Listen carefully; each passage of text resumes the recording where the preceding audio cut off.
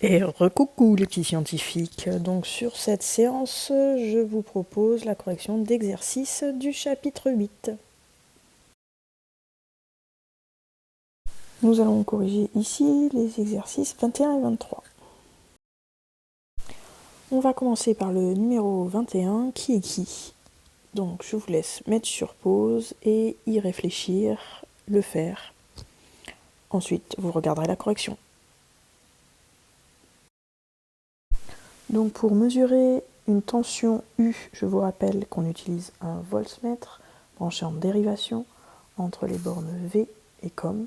Et pour ce qui est de l'intensité, on utilise un ampèremètre branché en série entre les bornes 10A et COM. Ce qui donne le schéma suivant. À l'aide de vos calculatrices ou d'un tableur, donc vous n'avez plus qu'à tracer la caractéristique des deux dipôles, U1 en fonction de I et U2 en fonction de I, sur deux graphes différents ou sur le même. Maintenant, vous devenez des professionnels de la chose et vous déterminez l'équation des deux courbes tendance, c'est-à-dire l'équation des deux caractéristiques. Vous obtenez pour U1 y égale 60,25x moins 0,01 et pour le deuxième dipôle, y égale moins 29,5 x plus 4,5. Attention ici aux unités, l'intensité dans le sujet de l'exercice est en milliampères. Dans la caractéristique, U doit être en volts et I en ampères. Donc en observant ces deux caractéristiques, pour le premier dipôle, on voit que c'est une droite croissante qui passe par 0. On a donc ici la caractéristique d'une résistance dont l'équation est U égale RI.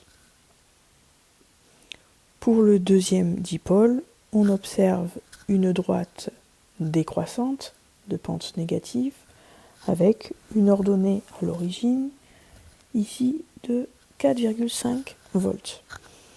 On a donc un générateur dont la caractéristique est de la forme U égale E moins RI.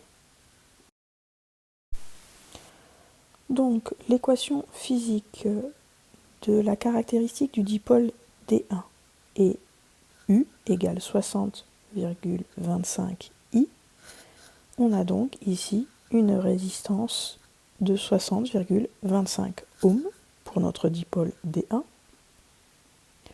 Pour le dipôle D2, la caractéristique a l'équation physique U égale moins 29,5 I plus 4,5.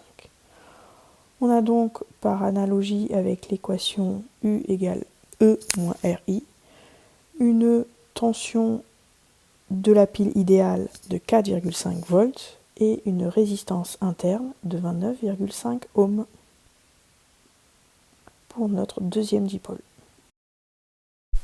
On va maintenant faire l'exercice numéro 23 sur l'argenture électrolytique. Donc je vous laisse mettre sur pause et y réfléchir, le faire. Ensuite, vous regarderez la correction.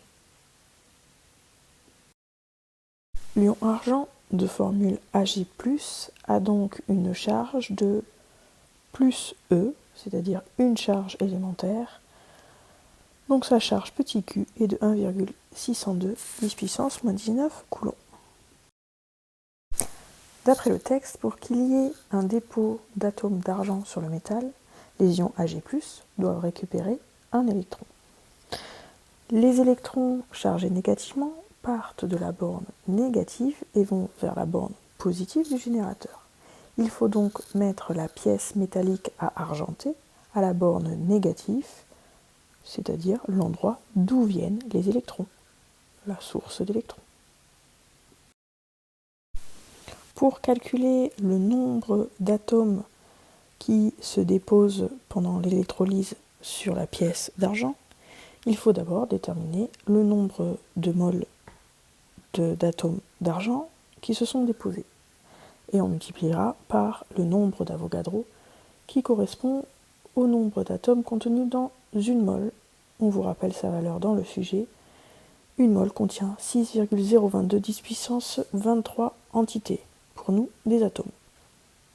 Pour calculer le nombre de moles, on réutilise les formules que vous devez connaître, que l'on a révisées en début d'année.